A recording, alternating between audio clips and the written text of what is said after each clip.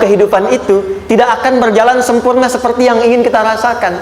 Selalu akan ada perbedaan pandangan.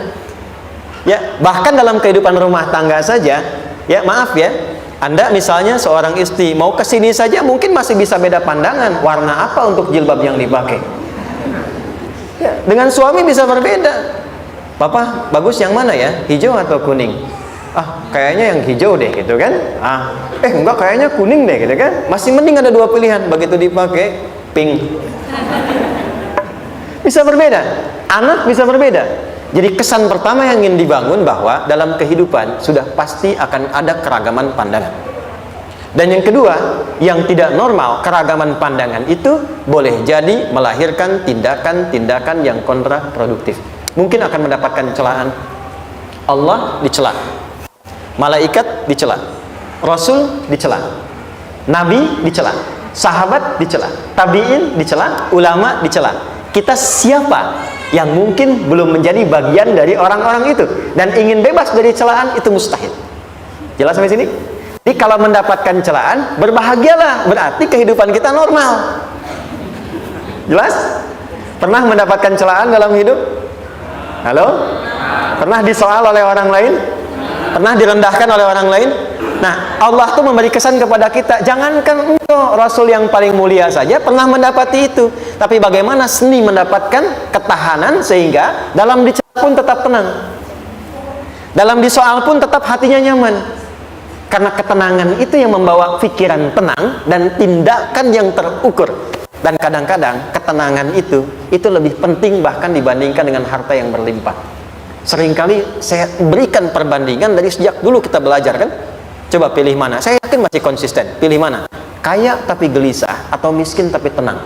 Tidak boleh ada pilihan ketiga, saya tahu itu. Kaya tapi gelisah atau miskin tapi tenang? Pilih mana? Ya, saya tahu kan. Kaya tapi tenang. Oke, di fase ini wahyu belum turun. Nabi sudah ngajar, turun wahyu, turun ala-ala, turun beberapa surah. Tiba-tiba ada masa jeda, wahyu belum turun. Sepekan belum turun, sebulan belum turun. Disitulah muncul seakan ada amunisi bagi orang-orang yang tidak senang dengan Nabi, tidak senang dengan ajakan Nabi pada kebaikan. Ini poin yang kedua. Kalau Anda berbuat baik, pasti ada tantangan.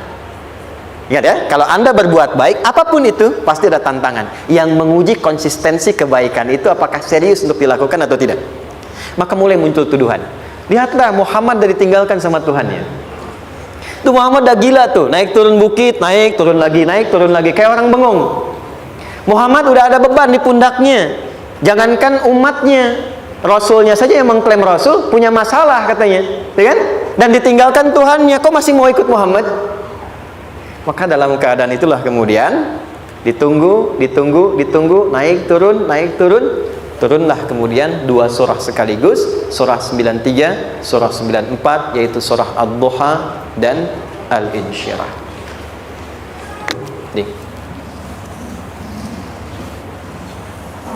Oke. Ini materinya dahsyat ya, penting sekali, saking pentingnya ini cepat habis tuh. Bismillah. Sekali lagi. Jazakallah khair. Ya, lebih kelihatan ya. Baik, yuk pelan-pelan. Jadi turunnya surah Ad-Duha dan surah Al-Insyirah, hikmahnya satu atau fungsinya satu, memberikan petunjuk bagaimana mengatasi satu persoalan sesulit apapun, tapi masih dapat menghadapinya dengan keadaan yang tenang. Satu surah ini atau dua surah ini diturunkan untuk membimbing setiap hamba menuju kepada ketenangan hati. Dua, membangun kekuatan mental sehingga dalam situasi apapun dia tetap kuat mengatasi berbagai persoalan kehidupan.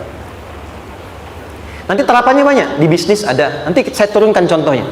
Kadang-kadang ikut tender, sudah bagus, sudah menang, tapi proyeknya diambil orang. Ada yang begitu? Nanti ada ayatnya, ada. Nanti kita turunkan. Udah siap-siap, kan? Pengen melamar, ternyata keduluan orang, gitu kan?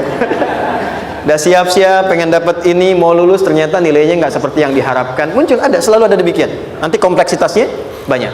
Tapi dua surah ini kalau kita bisa kuasai artinya dengan baik, pahami dengan benar, maka akan ada sesuatu yang beda yang terasa dalam jiwa kita dan kesiapan mengatasi setiap persoalan dalam kehidupan. Yuk kita baca dulu ya supaya dapat keberkahannya dari dua surah ini. Saya bacakan, Anda ikuti ya. A'udzu billahi minasy syaithanir rajim.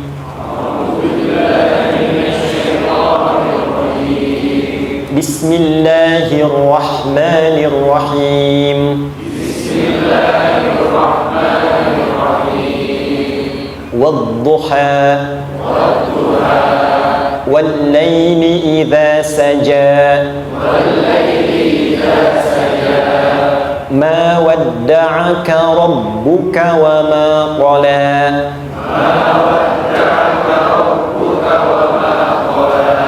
ما ودعك ربك وما قلى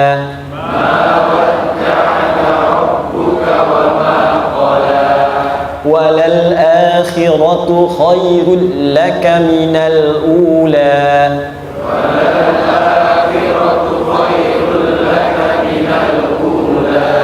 ولسوف يعطيك ربك فترضى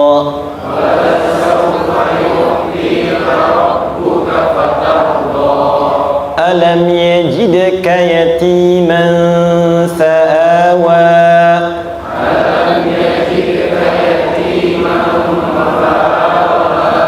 ووجدك ضالا فهدى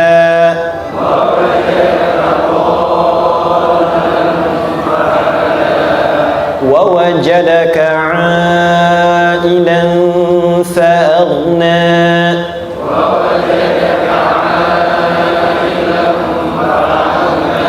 فأما اليتيم فلا تقهر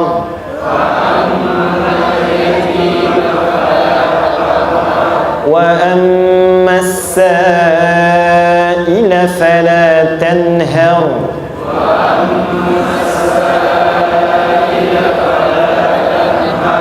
وأما بنعمة ربك فحدث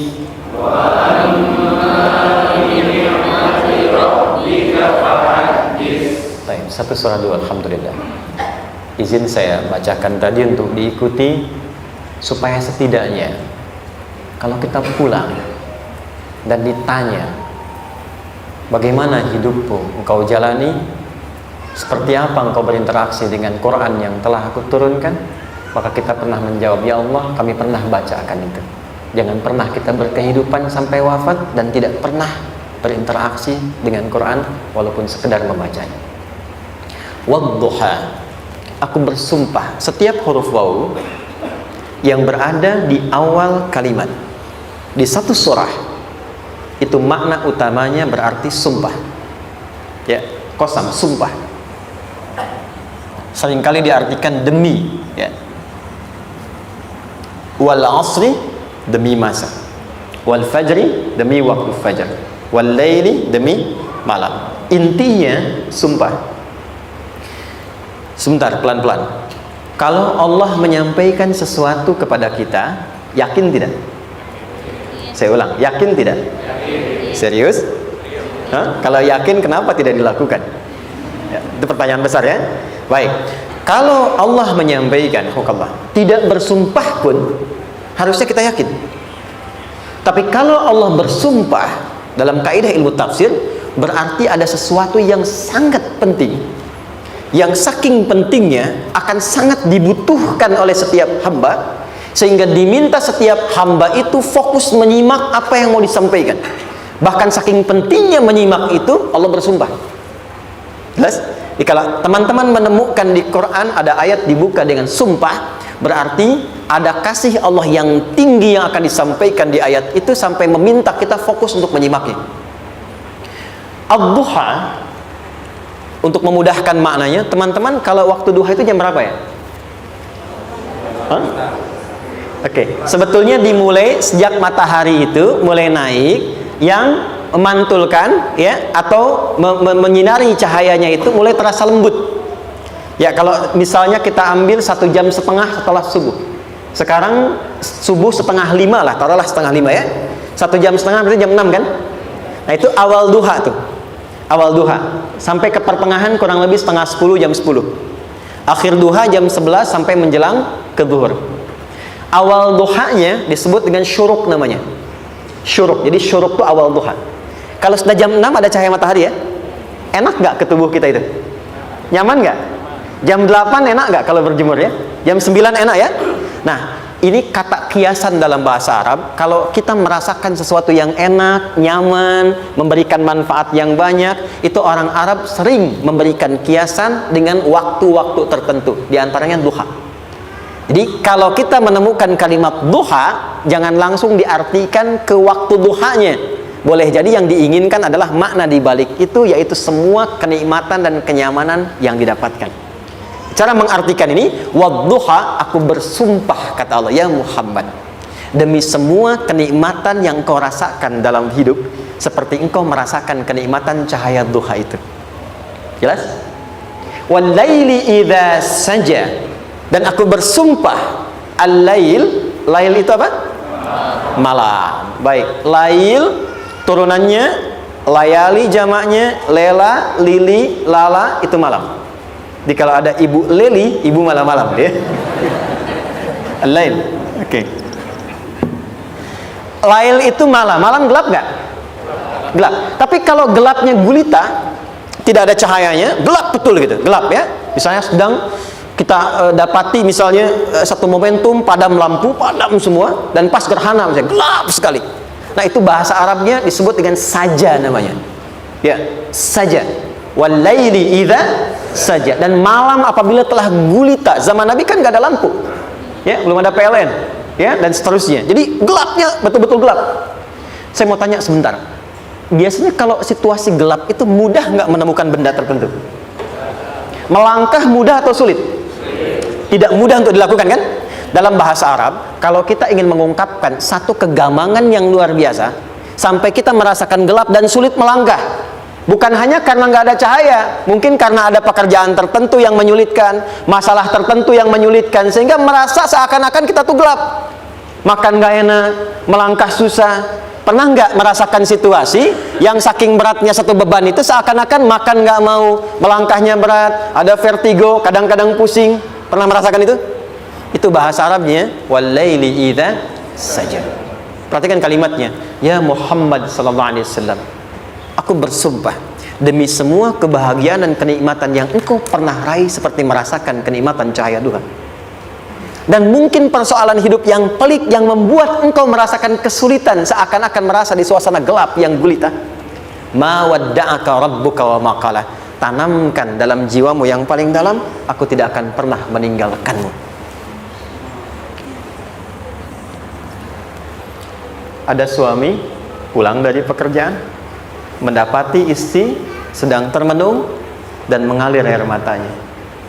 Tiba-tiba suaminya datang mengatakan, hangat sekali pada istrinya, di sampingnya membelainya dan mengatakan, "Ma, demi semua suka yang pernah kita lalui bersama, dan demi duka yang mengalirkan air matamu saat ini pun, tanamkan dalam hatimu yang paling dalam, Papa akan selalu bersama Mama dalam setiap situasi itu." Kira-kira para ibu merasakan itu bagaimana perasaannya? Masa sih? Tapi itu menarik loh. Menarik ya. Jadi kalau teman-teman ngaji surat Yusuf, di surat Yusuf itu laki-laki diilustrasikan dengan matahari, perempuan diilustrasikan dengan rembulan. Ya. Inni ra'aitu ahada asyara kaukaba wasyamsa wal qamara ra'aituhum li sajidin. Ayah, aku melihat bulan dan matahari serta 11 gemintang sujud hormat kepadaku. Jadi matahari diartikan itu sebagai laki-laki, suami, ayah. Kenapa disebut matahari? Diilustrasikannya, matahari itu kan menyengat dengan kuat. Kalau kita menjemur, mengeringkan pakaian, melindungi. Tipikal suami itu melindungi. Ada yang ganggu istri, sengat dengan kuat. Ada air mata yang mengalir, hei, keringkan itu sehingga tidak larut air mata mengalir di pipinya. Itu matahari. Sebaliknya rembulan. Rembulan itu kan enak dipandang, bukan bulannya ya, bukan bulannya. Kalau bulannya kan desainnya nggak sempurna baik terlihat, tapi cahaya rembulannya. tampil dengan indah, tampil dengan baik, enak dipandang, menenangkan, dan tidak tertukar. Jangan sampai ada istri jadi matahari, suami jadi rembulan. Jelas ya? Dengan kekuatan bulan aku menghukummu, ya kan? Itu salah. Oke. Tahan sampai sini, tahan. Lihat baik-baik. Saya berhenti sampai sini dulu. Kalau di Quran ada ayat menyebutkan, tidak spesifik orang yang disebutkan dan kapan kejadiannya, maka peristiwa itu akan terjadi dan dialami oleh kemungkinan generasi berbeda di setiap masa dengan tokoh berbeda tapi perasaan yang serupa. Sebaliknya, kalau disebutkan namanya, jelas identitasnya, kapan kejadiannya, maka peristiwa itu hanya akan menimpa orang tersebut dan tidak akan dialami lagi orang lain setelahnya. Saya tanya dulu yang akhwat, yang perempuan, kenal Maryam? Kenal, bagus. Kenal di mana? Maryam anaknya Imran, mengandung, melahirkan Isa alaihissalam, Yesus Mesias, tanpa disentuh laki-laki manapun. Dan di Quran identitasnya disebutkan langsung, Maryam binti Imran, wa Maryam ibnata Imran. Ini menunjukkan kesan bahwa yang mengandung dan melahirkan tanpa disentuh laki-laki manapun, itu hanya Maryam anaknya Imran. Ingat ya, mengandung, melahirkan tanpa disentuh laki-laki manapun. Bukan mengandung, melahirkan tanpa suami, kalau itu banyak dia. Ya, mengandung, melahirkan tanpa disentuh laki-laki manapun. Hanya Maryam binti Imran. Tapi kalau nggak disebutkan siapa orangnya, kapan kejadiannya, tidak detail disebutkan, ini artinya situasi itu akan dialami kembali oleh orang di masa depan dengan generasi yang berbeda tapi substansi yang sama. Pertanyaannya, pernahkah kita mengalami situasi yang sulit sampai seakan merasa gelap? Nah, baik, maka adab yang pertama, jika mengalami situasi seberat apapun dalam berkehidupan, maka dekati Allah subhanahu wa ta'ala. Ini awalnya, dekati Allah. Apalagi kalau ada yang mengatakan ini nggak mungkin, ini nggak akan terjadi, ini nggak bisa. Kalau sudah ada tanda seperti itu tanda langsung dari Allah supaya Anda diminta langsung mendekat kepada Allah dan tinggalkan semua makhluk. Karena Allah hanya akan mengabulkan langsung kepada Anda tanpa perantara siapapun. Itu yang terjadi pada Nabi Zakaria. Ini nggak mungkin, ini mustahil. Maka beliau langsung memohon kepada Allah dan langsung menyebutkan, ya Allah, saya minta darimu saja, tidak dari yang lain. Maka dikabulkan seketika. Jadi yang pertama, jika punya kesulitan sebesar apapun, seberat apapun, cepat dekati Allah. Maka di situ akan dijawab langsung oleh Allah, ma wadda'aka rabbuka wa ma qala. Hambaku, sepanjang engkau mendekat kepadaku, maka yakinkan dalam dirimu, situasi apapun yang kau rasakan, aku tidak akan pernah meninggalkanmu. Sudah? Satu? Paham sampai sini? Oke. Pelan-pelan ya. Saya belum bicara caranya. Saya baru bicara di awal motivasinya. Dekati Allah dulu, nanti caranya didetilkan di surah Al-Insyirah. Teruskan. Ma wadda'aka rabbuka wa ma qala. Walal akhiratu khairul laka minal. Perhatikan. Hei, seberat-berat bebanmu saat ini, ingat, satu saat akan tuntas. Dan ini pun ujian. Kalau sudah meninggal, gak ada ujian lagi. Dan nanti kehidupan yang sekarang, apapun yang kau pertentangkan, perdebatkan, perselisihkan, itu semua akan ditinggalkan. Jadi ternyata Allah mengungkap hakikat kehidupan dunia. Apapun yang diperselisihkan, tuh unik ya. Orang berselisih pada yang akan ditinggalkan. Aneh nggak? Ada orang berebut makanan, ya kan? Rebutan sampai berkelahi dan sebagainya. Pada akhirnya makanan yang diperebutkan itu pun akan ditinggalkan. Yang ini meninggal, itu meninggal. Jadi memperebutkan sesuatu yang pada akhirnya akan berakhir. Kata Allah, Allah sampaikan, jika Anda mengalami situasi, sesuatu yang mungkin membuat berat, tanamkan pada jiwa kita, hei, yang aku kejar-kejar ini, boleh jadi aku akan tinggalkan juga. Kenapa aku harus menangisi dan larut pada sesuatu yang tidak abadi? Maka Allah hibur kita dengan mengatakan, kamu tenangkan diri dulu. Semua yang kamu pikirkan sampai membuat kamu berat begini, pada akhirnya kamu tinggalkan, dan yang abadi itu akhirat. Walal akhiratu khairul laka minal. Dua, pelan-pelan sikapi setiap masalah dengan proporsional. Jangan terlalu larut dalam sesuatu. Dapat job satu, pengen, dah siap, kontraknya besar, tiba-tiba hilang. Dipikirin, Anda mikirkan itu pun nggak akan balik. Proporsional aja dulu. Ya, nanti caranya akan turun nanti di alim syirah. Tenangkan diri dulu. Prasangka baik kepada Allah Subhanahu wa taala. Boleh jadi apa yang Allah ingin berikan sebagai pendahuluan sekarang belum sampai kepada kita karena Allah menyiapkan yang lebih baik di balik itu. Kita belum tahu ada apa di balik itu sehingga kita tidak dapatkan itu. Sehingga kemudian Allah katakan walal akhiratu khairul laka minal ula. Teruskan wala saufa yu'tika rabbuka. Pelan-pelan, orang yang punya sikap seperti ini itu cenderung lebih dekat mendapatkan ridha Allah dibandingkan dengan orang-orang yang larut dalam kesulitan. Orang yang move on dengan setiap persoalan dalam kehidupan, cepat berpikir secara proporsional, tidak menggantungkan hidupnya pada persoalan tertentu sehingga membuat dia menjadi beban, itu lebih mendekatkan dirinya kepada ridha Allah dibandingkan dengan orang yang meratapi persoalan hidupnya. Ya.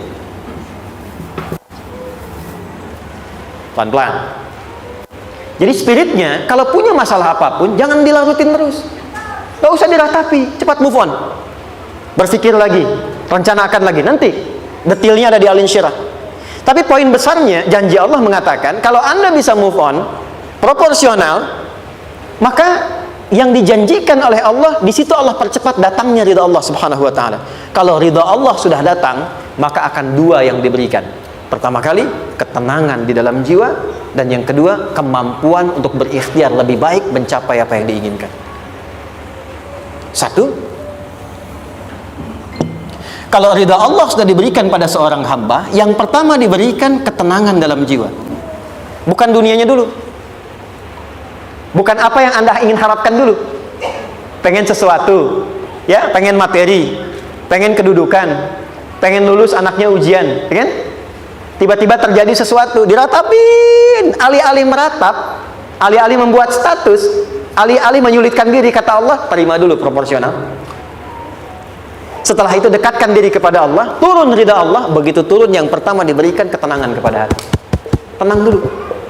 Kalau sudah tenang, nanti dibimbing menyelesaikan apa yang sedang dihadapi itu. Itu poin yang ketiga. Pelan-pelan. 4. Kita masuk ke detail sekarang. Perhatikan baik-baik. Ini yang paling menarik. Alam yajidka yatiman fa'awa. Muhammad SAW, bukankah dulu engkau yatim, punya banyak masalah? Aku selesaikan juga.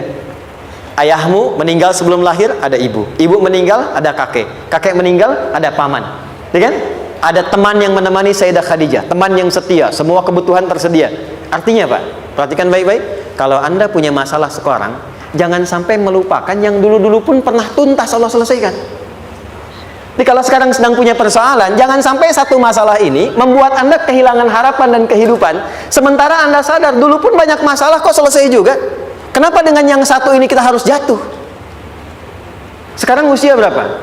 20, 30, 40, 50. Sekarang usia 50 tahun, ada masalah, baru 5 menit datang sudah merasa jatuh. Yang 50 tahun ke belakang yang banyak selesai itu kita nilai atau tidak? Maka kata Allah, seperti yang dulu pernah aku selesaikan ribuan masalah itu, yang sekarang pun mudah aku tuntaskan. Jelas? Nah, secara psikologi, orang-orang yang selalu bertindak seperti itu akan selalu punya harapan lebih tinggi untuk menyelesaikan persoalannya. Jadi kalau sedang punya masalah, pikirkan yang dulu juga selesai, masa yang sekarang nggak selesai. Itu prinsipnya. Secara psikologis demikian. Jelas ya? Oke. Wa wajadaka dhallan fahada. Muhammad, dulu engkau pernah mengalami melihat masyarakat banyak berbuat yang tidak baik, aku berikan petunjuk. Kuncinya fahada di situ.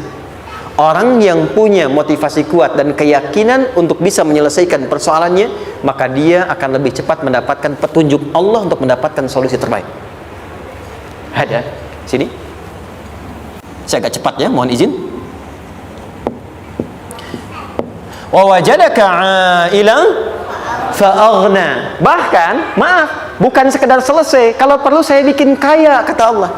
Aghna itu kalau ilmunya luas. Kalau harta, hartanya banyak. Kalau kedudukan, kedudukannya tinggi. Hei, engkau yang sedang mengejar kedudukan, aku tahan sebentar karena ada yang nggak bagus untukmu di sini. Tapi kalau kamu terima, aku angkat itu lebih daripada apa yang kamu harapkan. Kamu pengennya bintang 2, aku naikkan sampai bintang 4. Kalau perlu 5 sekalian. Hei, kamu yang ingin kampus di sini, aku tahan, bahasa kamu nggak lulus, kamu nangis, kamu mengadu, kamu datang pada orang tua mulai protes, mulai curhat macam-macam, terima dulu. Mungkin di sini ada yang tidak baik, seperti doa ibumu yang sering memohon, ya Allah, jangan sampai anakku berbuat yang salah, jangan sampai terjebak narkoba, jangan sampai terbawa tawuran. Di sini ada yang kurang tepat untukmu. Kalau kamu ridha, kamu terima, kamu proporsional, bahkan aku pindahkan ke kampus yang lebih baik yang tidak kamu bayangkan sebelumnya. Di orang-orang yang selalu menerima apa yang Allah ujikan dan ridha dengan itu, maka Allah akan angkat derajatnya bahkan melebihi ekspektasi dirinya. Paham? Kalau sudah seperti itu, maka lihat ujung ayatnya. Lihat ujung ayatnya. Fa ammal yatima fala taqhar. Maka jangan pelit berbagi kepada orang lain. Share. Kalau sudah sukses, share. Berbagi, bukan hanya materi, bagi ilmunya, ya, bagi kebahagiaannya. Wa ammas sa'ila fala tanhar. Jangan sampai nunggu orang minta. Kalau lihat ada kawan yang butuh, sekarang Anda sukses. Tapi boleh jadi kesuksesan Anda itu tangganya dari teman-teman Anda. Kalau sudah teraih ke atas, lihat lagi anak tangganya ke bawah. Ajak teman, jangan ditunggu minta. Ajak, bawa dia, berikan peluang. Jangan sampai dia minta, apalagi Anda bentak-bentak. Aku kan yang dulu bantu kamu. Jangan sampai keluar kata-kata itu.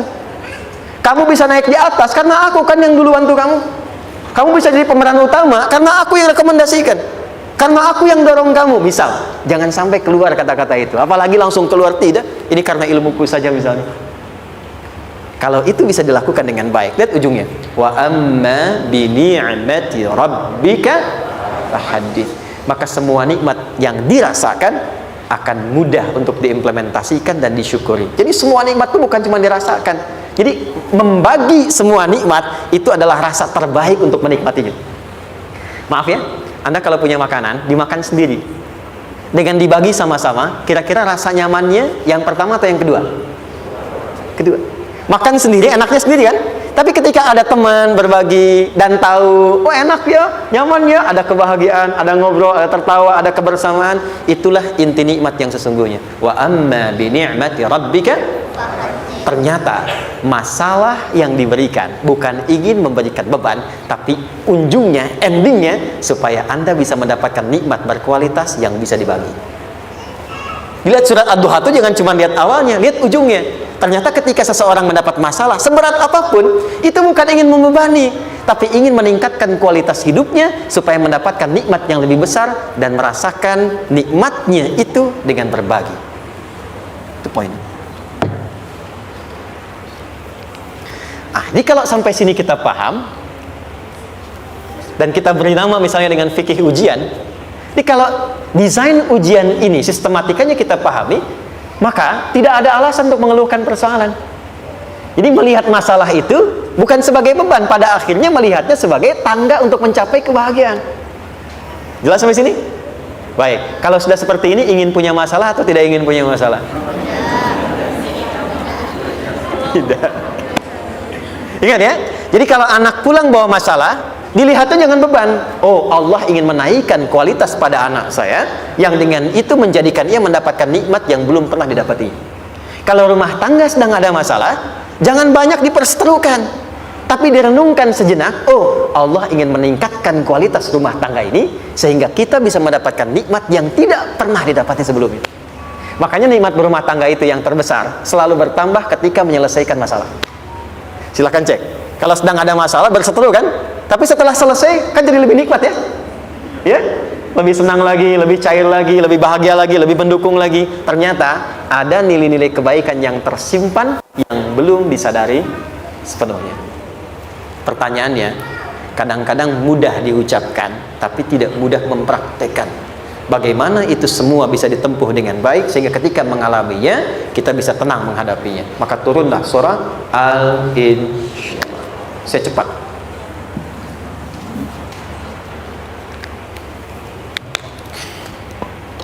Teman-teman, ini apa? Kelas ya? Baik, pelan-pelan sedikit. Kira-kira volumenya besar kecil? Kecil ya? Baik. Kalau saya bandingkan dengan gayung, volumenya besar mana? Gayung ya? Baik. Kalau ini saya perlebar, sehingga bisa memasukkan apapun ke dalamnya. Itu bahasa Arabnya disebut dengan insyirah namanya. Jelas? Meluaskan sesuatu sehingga terlihat lapang, sehingga memudahkan setiap hal masuk ke dalamnya. Itu insyirah namanya.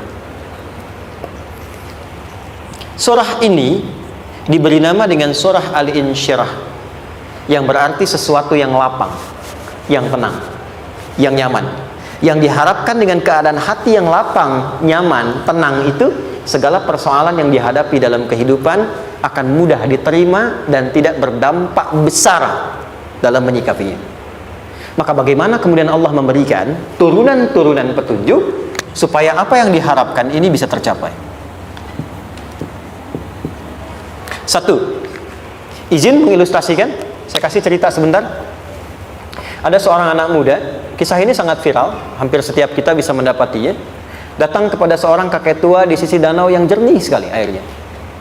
Dia berkeluh kesah tentang persoalannya. Dia katakan, saya punya masalah begini. Berat sekali terasanya. Kakek itu kemudian permisi, dia hanya membawa 2 genggam garam. Kemudian beliau bawa 1 gelas, ilustrasinya seperti ini. Dimasukkanlah kemudian garam itu ke gelas itu. Lalu diambil 1 gelas air yang jernih tadi dengan garam segenggam. Kata beliau, minum. Pemuda itu mengatakan, wah asin, minum aja dulu. Lalu ketika diminum, langsung ditumpahkan. Dia muntahkan, asin katanya.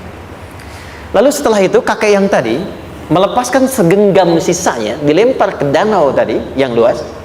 Lalu diambil lagi dengan gelas yang sama. Sekarang minum. Bagaimana rasanya?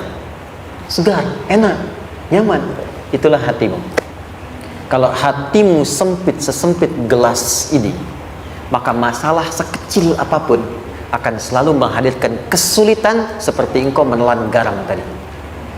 Tapi kalau hatimu luas, sebesar apapun masalah tidak akan pernah berdampak pada dirimu kecuali engkau mampu menyusun rencana untuk mengatasinya. Kelapangan hati yang membuat diri kita mampu menerima persoalan apapun, itu yang disebut dengan insyirah. Makanya dulu tahun 90-an ada sinetron Hati Seluas Samudra gitu ya. Saya pernah tahu itu. Sama anaknya diapa-apain juga, oh masih aja ya menerima gitu. Dulu siapa ya? Jeremy Thomas dan lain-lain ya. Saya kira ada gitu. Ya, saya kira itu ya. Saya pernah lihat sejenak ya. Saya jarang-jarang nonton gitu. Pernah lihat aja. Saya senang riset. Jadi kalau riset itu ada riset dakwah, ada riset materi. Saya teman-teman yang musik gitu ya. Saya tidak terlalu dekat dengan musik karena saya di Quran gitu. Tapi untuk mengetahui hukum musik itu bagaimana, saya riset. Sampai ke notasi saya tahu. C D F G A B C D F G D F G A B C D A B C D F G A F G A B C D E B C D E F G A B C D gitu kan ya? Ya, tapi kalau diminta piano, gitar, ini saya nggak bisa. Ya, tapi untuk menentukan hukum, nah kita bisa paham gitu. Misalnya boleh nggak baca Quran pakai langgam Jawa gitu kan? Nah hukumnya apa? Nanti dari teori itu muncul. Ya, paham ya? Nah, oke, balik sini. Perhatikan baik-baik. 1, saya agak cepat. Ini ditafsir langsung turun Al-Insyirah. Yang pertama, alam nashrah laka sadrak wa wada'na anka wizrak alladhi anqadha dhahrak. Tahan sampai sini dulu, 3 ayat. Saya mulai dari ayat kedua dan ketiga. Perhatikan baik-baik. Wa wada'na anka wizrak alladhi anqadha dhahrak. Artinya apa? Artinya satu beban yang diletakkan di pundak yang berpengaruh kepada semua bagian tubuh. Kita pernah melakukan atau melihat yang angkat beban ya? Beban kan semakin berat diangkat, semakin terasa ke bagian-bagian tubuh ya, ke semuanya. Nah, itu namanya wizrak alladzi anqadha dhahrak. Beban yang dipikul yang berat sekali sampai semua merasa. Makanya jadi satu ungkapan dengan mengatakan dia sedang memikul beban yang sangat berat. Sampai kepalanya pusing, tidur nggak nyaman, miring kanan, miring kiri. Itu namanya ya alladzi anqadha dhahrak. 1. Saya percepat, akan ada satu masa dalam hidup setiap hamba merasakan satu persoalan yang seakan-akan beban berat yang dipikul sampai merasa kesulitan dari ujung kepala sampai ujung kaki. Siapapun itu. Jujur ya, setiap kita tanyakan pada diri sendiri. Setiap kita yang ada di sini, saya yakin pasti pernah atau bahkan akan mengalami satu peristiwa yang merasakan beban berat sampai seakan-akan ujung kepala sampai ujung kaki merasakan sakitnya. ada yang sudah mengalami, atau bahkan nanti akan ada yang melalui. Perhatikan baik-baik. Teruskan ayatnya. Wa rafa'na laka. Perhatikan. Kalau ada yang sedang merasakan itu, yakinlah, kata Allah, pada saat itu sesungguhnya Allah sedang mengangkat derajatnya dan meningkatkan kualitas hidupnya untuk mencapai sesuatu yang istimewa yang belum pernah diraihnya. Dari sini kita buat persamaan. Ujian, perhatikan, berbanding lurus dengan harapan, banding lurus dengan solusi nanti pada akhirnya. Fokus. Lulus di sini, insya Allah setiap persoalan akan lebih mudah untuk diatasi. Ujian, seberat apapun yang sedang kita alami, tidak akan pernah diberikan kepada kita oleh Allah, kecuali ternyata hikmahnya untuk mengabulkan harapan-harapan besar yang sebetulnya kita mintakan. Jujur ya, setiap kita kan sering punya permohonan ya, sering berdoa ya, ya Allah minta ini, minta itu, minta ini, minta itu, gitu kan? Nah, cara Allah mengabulkan harapan kita itu, yang pertama, jalurnya lewat ujian. Karena semua kesuksesan itu desain dasarnya adalah melewati ujian. Coba, anak-anak kita yang sedang sekolah itu, apa mungkin diwisuda dengan penuh kebahagiaan kalau nggak mengalami ujian? Hah? Lewat ujian dulu kan? Dia belajar dulu, ujian dulu, ngatasin soal dulu, lulus, baru wisuda. Apakah mungkin akan dapat IPK 4 yang diharapkan kalau tidak mengalami ujian? Belajar dulu, ya kan? Ada waktu, sempat dia bangun, malam, siang, dan seterusnya, belajar, keringat, dan sebagainya, baru bahagia kan? Dan ternyata belajar itu untuk diwisuda. Sebab kalau kita tidak belajar, mustahil dapat wisuda. Kalau tidak lewat ujian, mustahil dapat ijazah. Karena ternyata harapan itu, hukum dasarnya dalam berkehidupan, bisa diraih dengan melewati ujian. Ini poinnya. Jadi mohon, kalau sedang mengalami sebuah peristiwa, dan kita harus menghadapi itu, coba renungkan, sebetulnya pernah berdoa apa sampai kita mengalami itu, sehingga dengan jalan itulah sebetulnya Allah ingin mengabulkan harapan yang dulu pernah kita mintakan.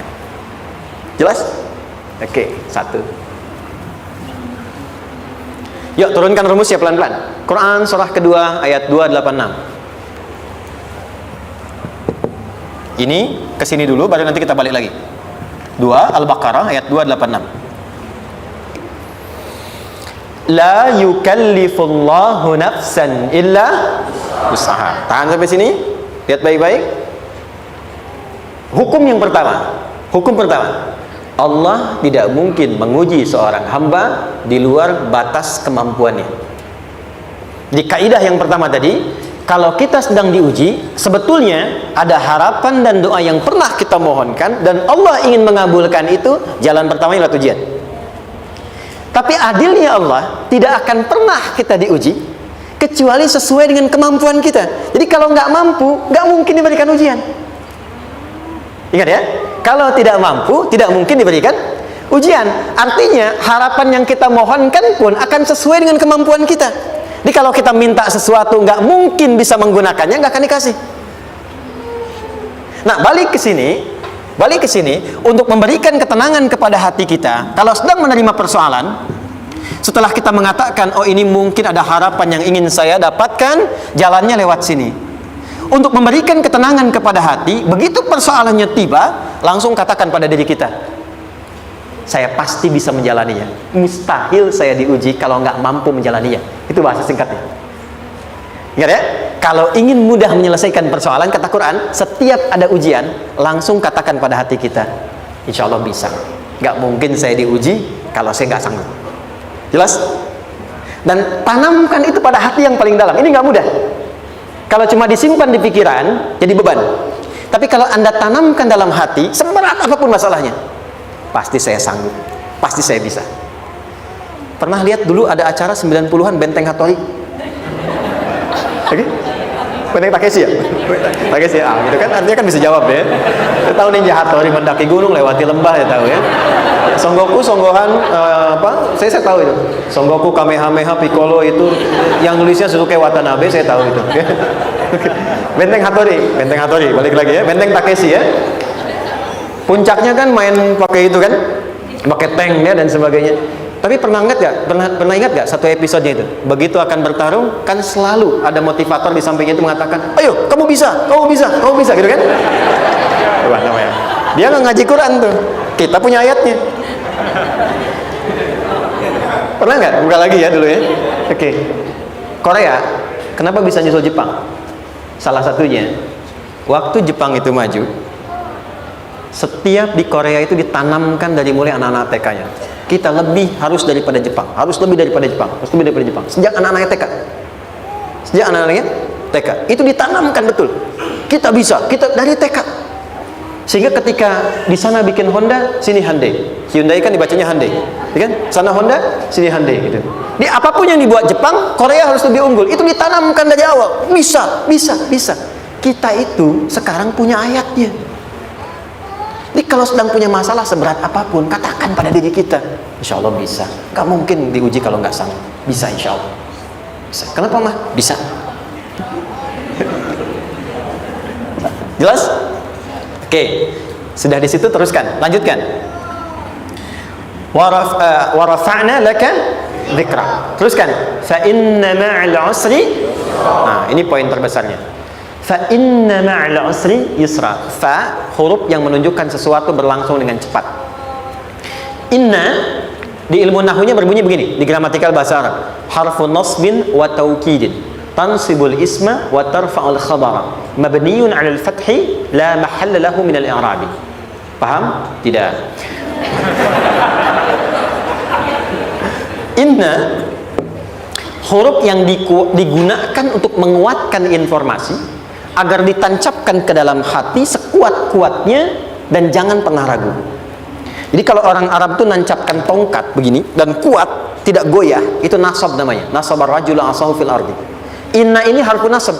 Jadi kalau ada di Quran dibuka informasinya dengan inna, maksudnya begini, hei, tancapkan informasi dalam hatimu dengan kuat, jangan pernah ragu. Yakinkan pada dirimu. Apa yang harus diyakinkan? Ma'al usri yusra. Inna ma'al usri yusra. Usrun sama dengan yusrun. Lari ke sini. Oke. Apa artinya usrun? Sulit. Oke. Sulit itu ada dua. Ada sa'bun, ada usrun. Kalau kesulitan yang relatif, kata si A sulit, si B mudah, itu sa'bun namanya. Contoh, kata si fulan bahasa Jepang susah, padahal kata yang lain tidak. Saya ke Jepang, anak-anak kecil begini bisa bahasa Jepang ini kan, bagi mereka mudah gitu ya, saking mudahnya gitu, kata shiwa gitu. Anak-anak kecil, bagi mereka mudah, bagi kita belum tentu. Itu sa'bun. Inna lughatal yabaniyah sa'bah, relatif. Tapi kalau kesulitan yang sifatnya mutlak, semua orang mengatakan sulit. Maaf, bawa mobil sulit atau mudah? Bukan mengendarai ya, bawa mobil, bawa. Sulit ya? Sulit ya? Baik, sepakat sulit semuanya. Nah, itu dalam bahasa Arab dikenal dengan usrun. Kesulitan yang semua sepakat bahwa itu susah. Sulit, semua sepakat.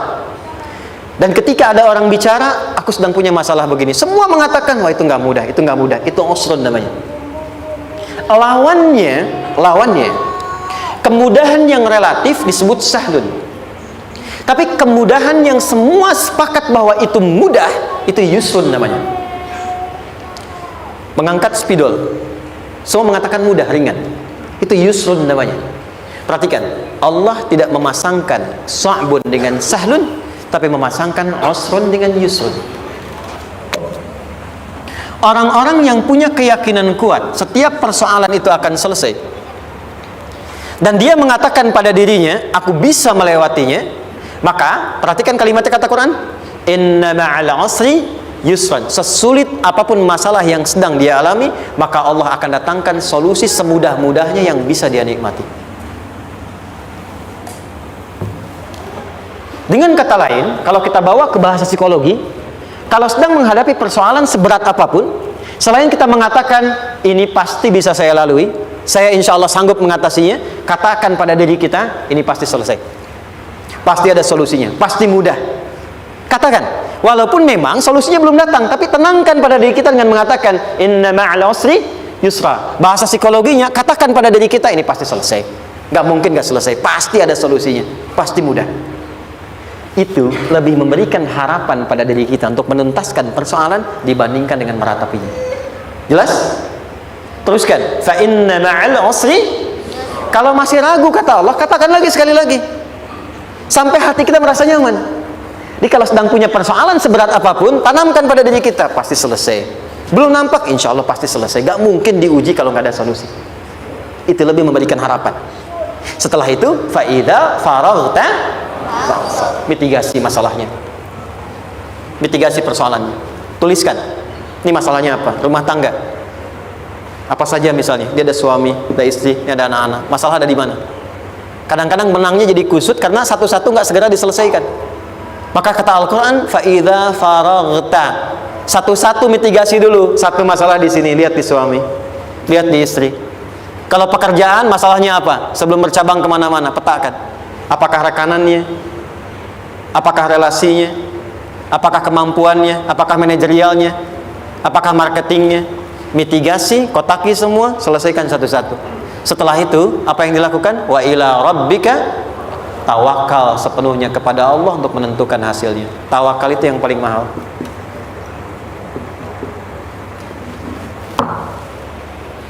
Anda kalau nggak punya kepasrahan, stres. Karena selalu memikirkan apa yang mau dikerjakan dan selalu orientasi pada hasil. Kita punya tawakal.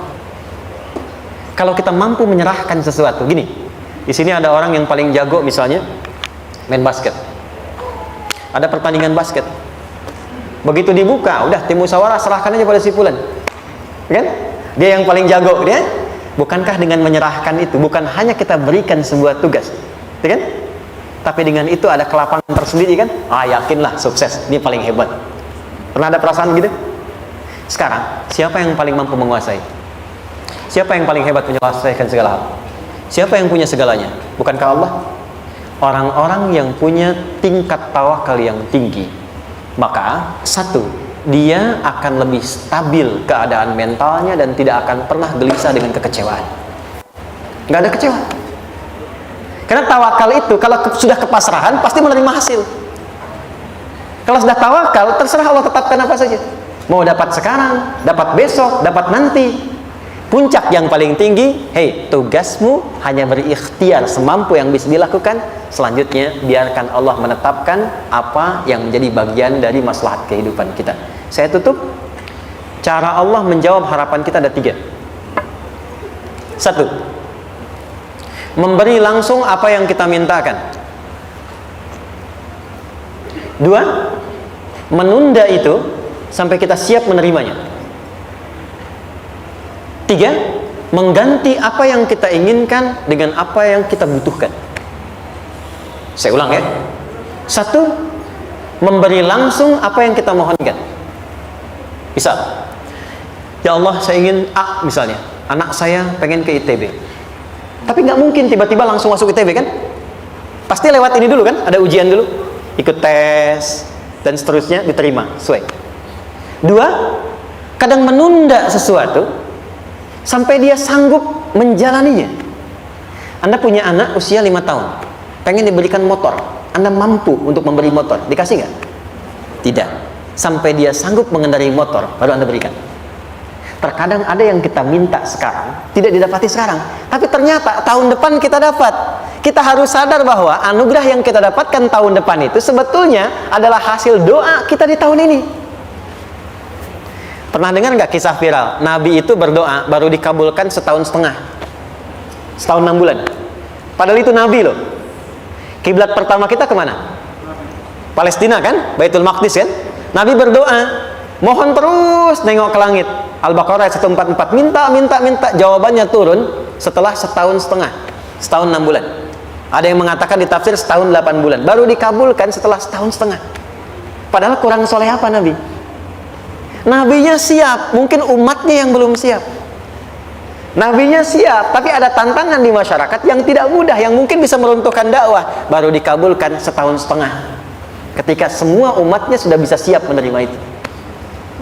Boleh jadi apa yang diminta orang tua sekarang terkabulnya mungkin belasan puluhan tahun pada anaknya yang nomor sekian. Tahu Imam Syafi'i? Imam Syafi'i itu kan nama aslinya Muhammad, bapaknya Idris, kakek yang ke atas yang ketiga namanya Syafi'i. Kenapa disebut Imam Syafi'i? Dinisbatkan pada kakek yang ke atasnya. Ternyata kakeknya ini seorang ulama besar, saleh, memohon kepada Allah, setiap di keturunannya ada yang bisa menggantikan lebih soleh, lebih baik lagi. Ternyata yang didapatkan bukan dari anaknya, tapi generasi keturunan yang kesekian. Anda belum sekarang bisa hafal Quran, misalnya Anda bermohon, berdoa, boleh jadi yang hafal mungkin bukan di anak, bisa di cucu, bisa di bagian keluarga yang lain. Maka terkadang tawakal itu tidak hanya memberikan hasil yang cepat, tapi memberikan keindahan yang terasa tertunda, tapi melengkapi kebahagiaan yang dirasakan. Penutupnya, boleh jadi minta ke ITB, diterimanya di Unpad. Minta motor, dapatnya mobil. Kalau itu senang, luar biasa. Minta mobil, dapatnya motor, gitu kan? Ternyata kadang-kadang desainnya yang terakhir. Saya tutup, Allah mengabulkan apa yang kita butuhkan, bukan apa yang kita inginkan. Anak Anda sakit, dibawa ke dokter, kata dokter jangan dulu makan jeruk. Maka Anda pulang, dia minta jeruk, Anda berikan apel. Saya nggak mau apel mah, saya pengennya jeruk. Nggak apa-apa nah, ini apel rasa jeruk misalnya kan. Anda berikan. Ternyata apa? Bukan ingin menyakiti dan tidak mengabulkan keinginan anak, tapi lebih memberikan apa yang dia butuh. Kadang-kadang maaf ya, teman-teman mintanya proyek A, udah capek di situ nggak dapat, dapatnya di yang lain. Teman-teman, itu Allah berikan sebetulnya hasil ikhtiar Anda yang sebelumnya, cuma dikasih yang lebih baik yang tidak Anda pernah bayangkan.